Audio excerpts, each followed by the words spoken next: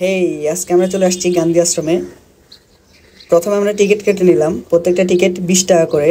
গান্ধী আশ্রম নোয়াখালী জেলার মাইজদি মেইন শহর থেকে 25 কিলোমিটার দূরে সোনামুড়ি উপজেলায় জয়াক বাজারের কাছে অবস্থিত মহাত্মা গান্ধীর স্মৃতি বিজড়িত একটি ঐতিহাসিক নিদর্শন।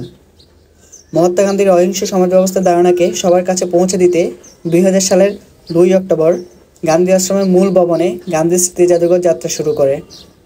গান্ধীর বিভিন্ন দুর্লভ ছবি, বই, ব্যবহার্য জিনিস এবং তার বৈচিত্র্যময় কর্মজীবন সেখানে তুলে ধরা হয়েছে।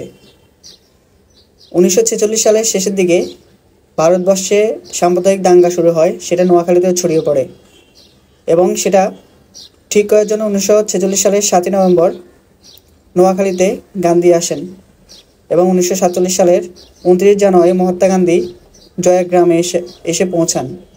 আর সেদিন নোয়াখালী জেলার প্রথম ব্যারিস্টার হেমন্ত কুমার ঘোষ তার সমস্ত সম্পত্তি গান্ধীজির আদর্শ প্রচার ও স্মৃতি সংরক্ষণের জন্য দান করেন।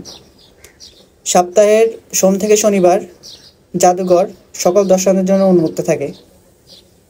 যারা ঢাকা থেকে গান্ধী আশ্রমে যেতে চান তারা ঢাকা থেকে বাস এবং ট্রেনে করে নোয়াখালী মাইজদি চলে আসতে পারেন এবং সেখান থেকে লোকাল বাসে করে অথবা সিএনজিতে করে সেখানে যেতে পারেন।